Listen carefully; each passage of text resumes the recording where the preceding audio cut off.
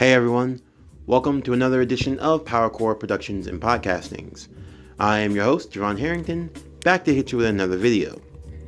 And today we're going to be doing Chainsaw Man Anime Episode 3 review, titled The Way of Water.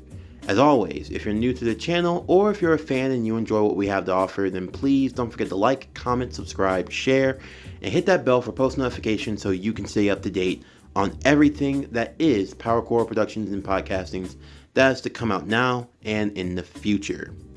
So, going into today's episode 3 of Chainsaw Man, titled The Way of Water.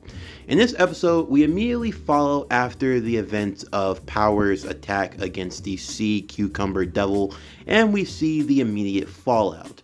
We see that in this world and society, even though the Devil Hunters have their role in society, they still have to work with the other authorities to some degree, meaning that they can't just jump in whenever they want unless it's a real dire situation where no choice is at fault.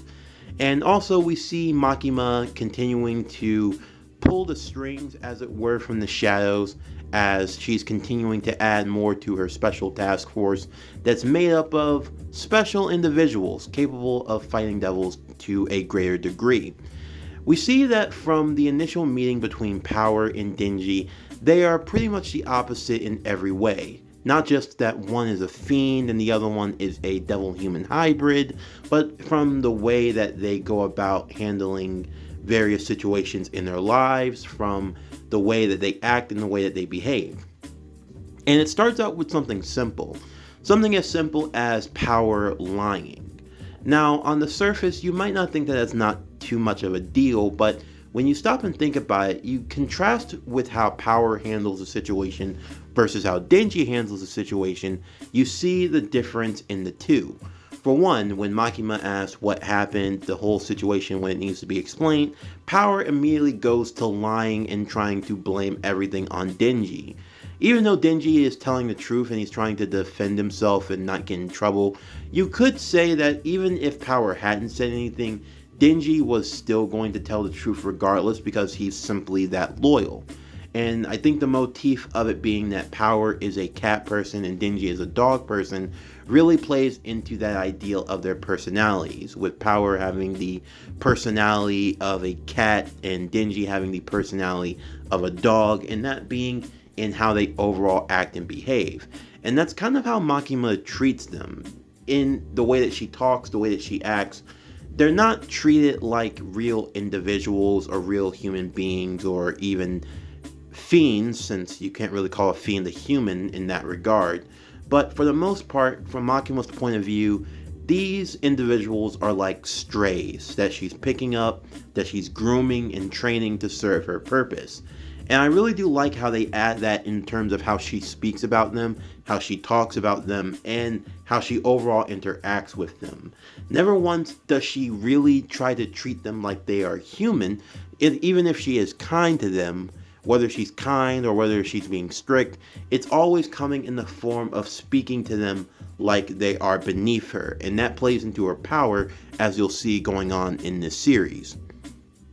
But following with the theme of the title being The Way of Water. When you think about the Way of Water, you think about something like the water cycle. I think that a title like that perfectly encapsulates the overall cycle of the devils in and of themselves, similar to the water cycle.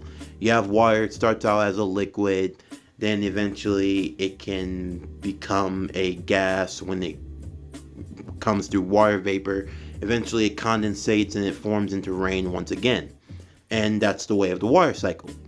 Well, then you also have to think about the cycle that the devils go through. You know, you have a devil that starts out in hell.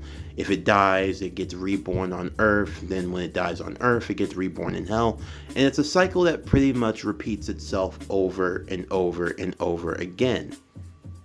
But even still, the idea of it being the cycle, or the focus on the cycle, I think is the important part.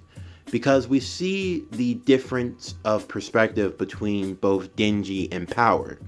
For Denji, when they're talking about Power's cat, about Power missing her cat, and now she wants to get her cat back, Denji tries to relate to her in the feeling of missing Pochita, who was like a pet for him, which is pretty much a pet devil, although it does take the form of a dog.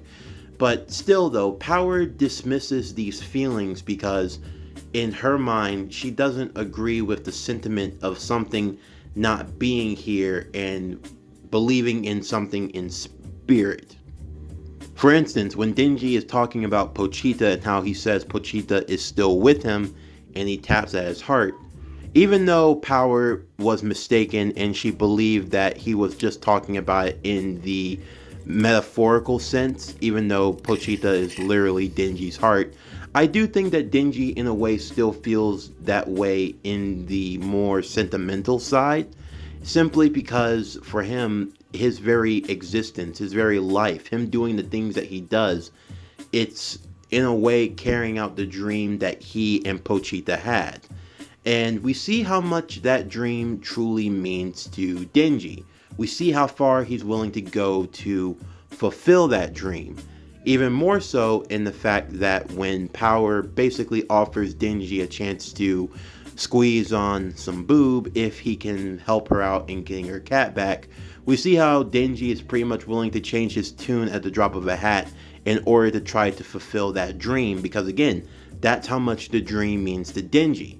And like I said in last week's video, Chainsaw Man has many themes, many type of overall story beats that you can pull from it.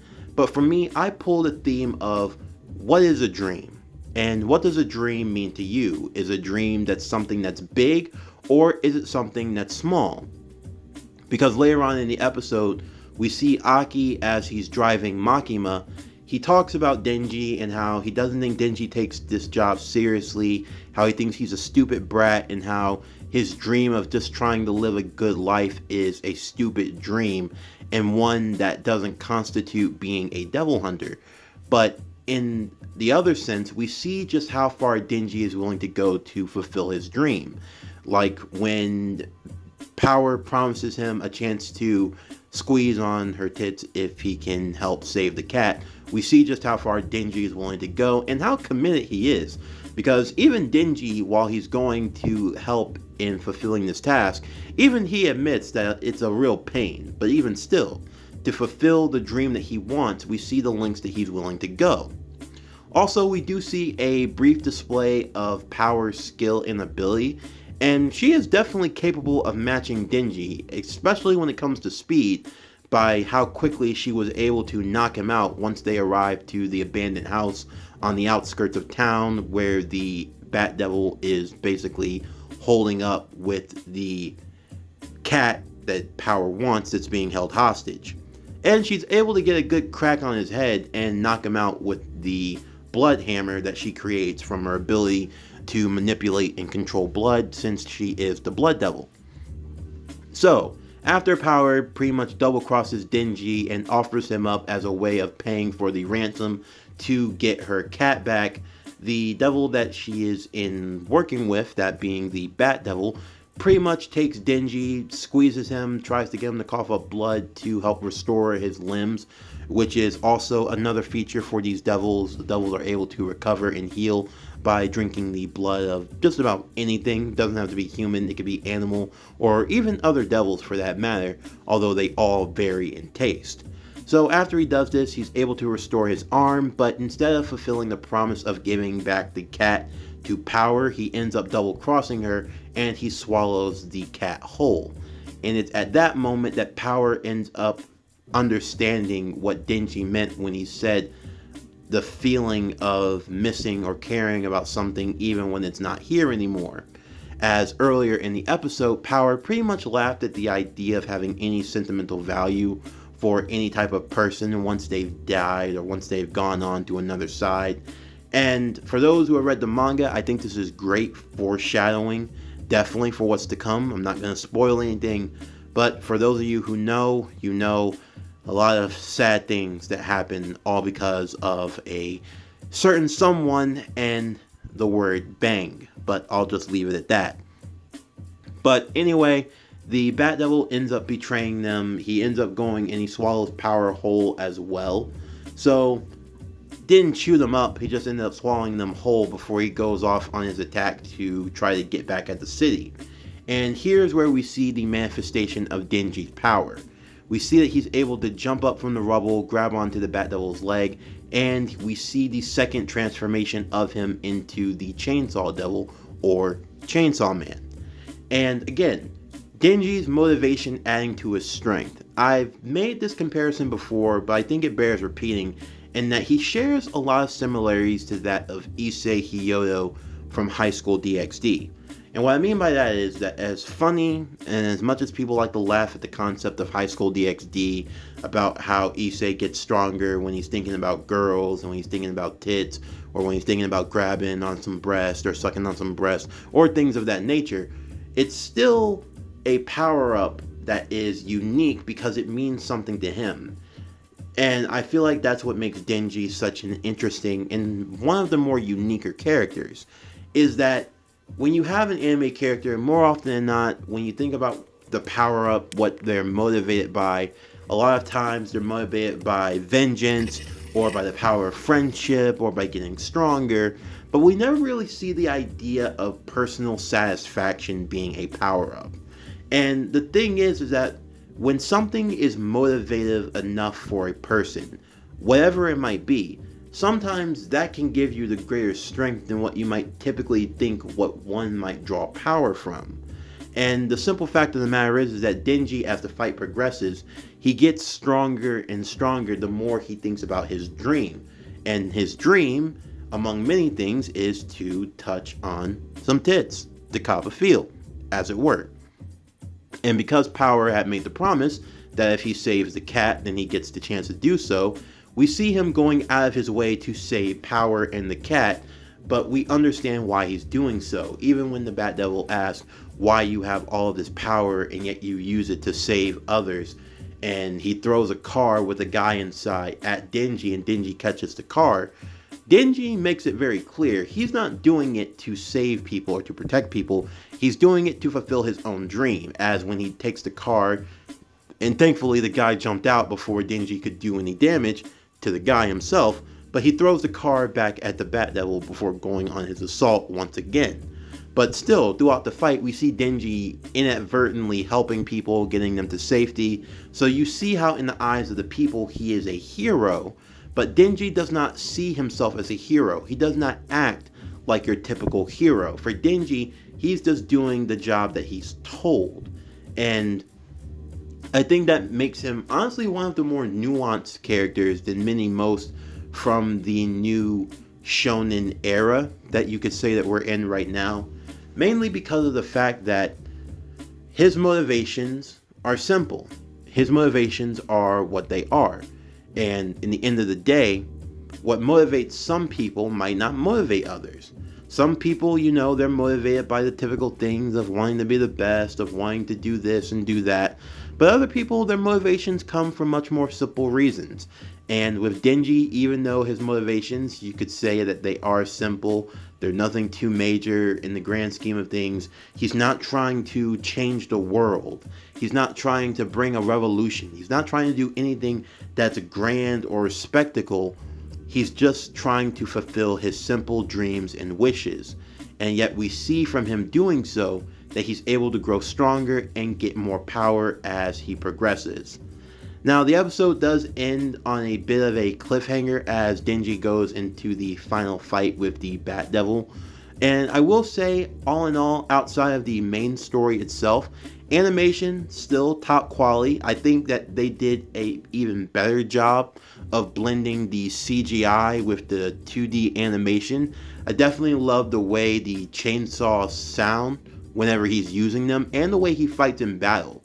Denji's style of combat is very unique to me, and it's one that I like in particular, especially the way that he uses his kicks in combination with fighting with the chainsaw blades in both his hands and on his forehead when he transforms. He pretty much uses a style of kicking to get an opponent back before rushing towards them and going with the quick slashes. And also, his power, all in all, is nothing to sneeze at. I definitely got a lot of Wolverine vibes from Denji, this fight, in the way that he fought particularly, in the sense that he uses the chainsaws in his hands and forearms. He can pretty much pull them out and retract them, kind of like how Wolverine does with his claws. So he discovers how to do that, and that's pretty much unique also. But I think that's definitely working in his favor this time around. But all in all, this was definitely a good episode, another solid one going on so far as we continue into season 1 of Chainsaw Man. And now we have episode 4 next week to look forward to. So all in all, the anime, it's definitely keeping up with pace. It's definitely keeping up with the hype that it came with. The quality of the animation, the voice acting, the overall story, everything. I think it's progressing very nicely, and I'm looking forward to what's to come next week. But anyway, that's going to do it for the end of today's video. I'm Javon Harrington with PowerCore Productions and Podcastings. Signing off, and I'll see you next time.